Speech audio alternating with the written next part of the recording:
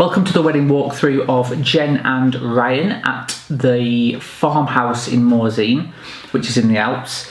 This is the second wedding I've photographed at the farmhouse in Morzine, but I thought this one was worth a particular mention as it absolutely was the most difficult wedding to photograph of the year in terms of those technical elements.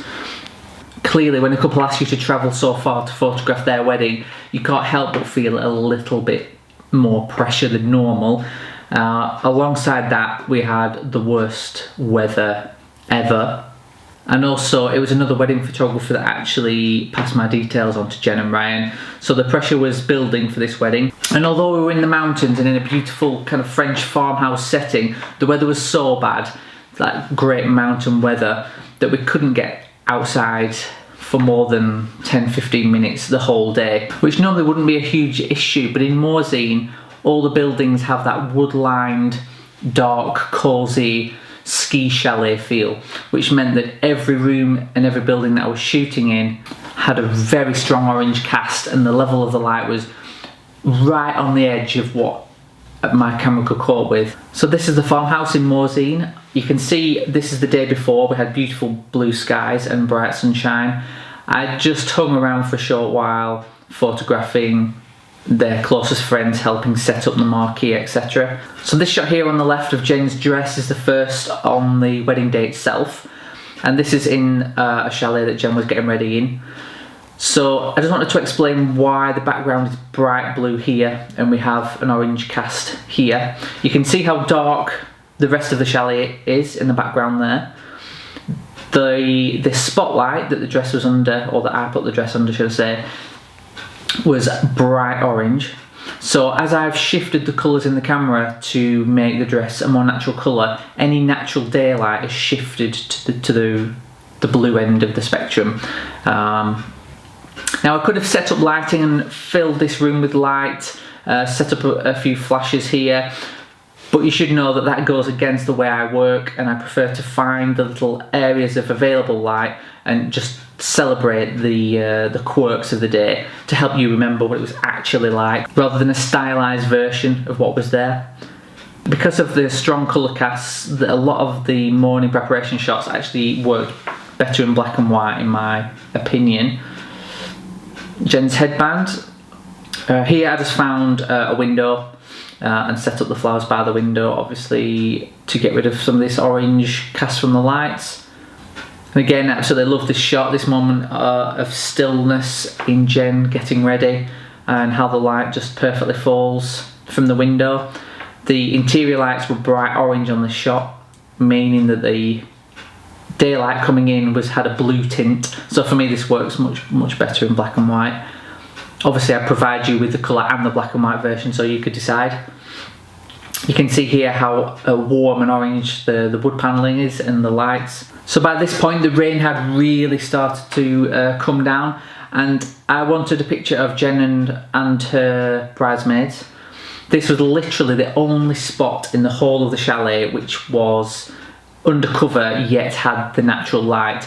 I really didn't feel comfortable trying to shoot this shot inside because the lights were so orange that it wouldn't have been a particularly flattering shot, and I needed this softer natural light. And again we moved back inside for some more informal shots, and I preferred these in black and white just to eliminate that colour cast.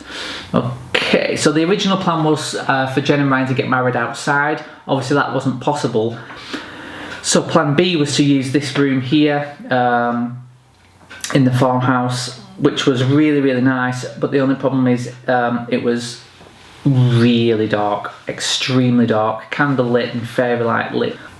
I managed to get Ryan on the doorstep of the farmhouse to get this shot so I could use the natural light as my main light.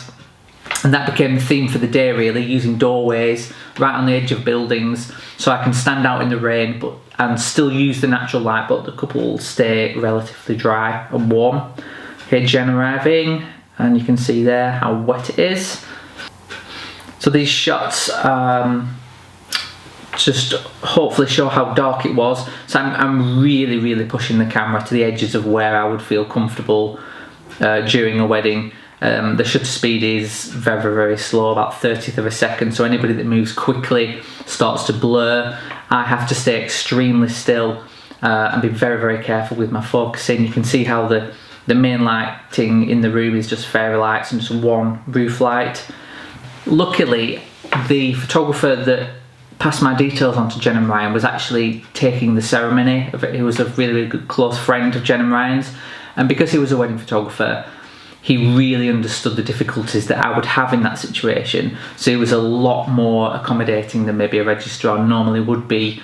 And I think massive thanks to Johnny, because he enabled me to get these ceremony shots really, when in a normal registrar setting, not being able to move around so much, it would have been a lot more difficult. Okay, I love these confetti shots as Jen comes back out into the daylight, and you can see the daylight is lighting Jen from the front here, and you can, in contrast to that, you can see how orange and dark the room is, especially in this shot in the background. Jen and Ryan's little boy.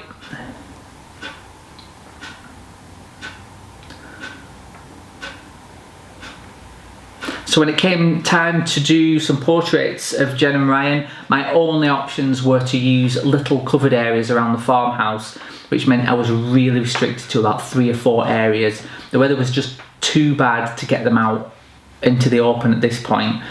Luckily, we have lots of interesting textures around the farmhouse, nice rustic French feel.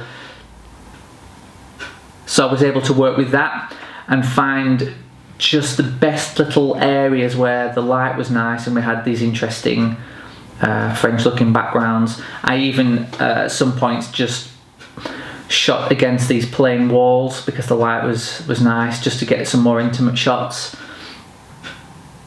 The way that the farmhouse in Morzine set up their marquee and the tables is always so nice. They often have a traditional kind of shared French meal where you cook on the table. It's always great to photograph. This is Johnny, the wedding photographer, who saved the day. So after the guests have eaten, I took Jen and Ryan out for some more portrait shots as the rain had eased off a little bit.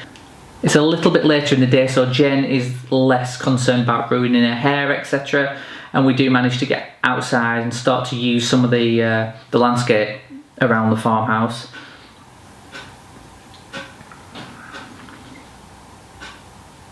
We actually had literally 30 seconds where the sun broke through a little bit and the sky went orangey, purpley colour, and I desperately tried to get Jen and Ryan out as quickly as possible to make use of this landscape. We didn't quite make it, to be fair, but we did get some shots with the landscape. But by this point the light was fading fast, as it does in the mountains, so I switched my attention to the artificial lights as it went dark and tried to be a bit more creative with the lighting around the farmhouse using the candles.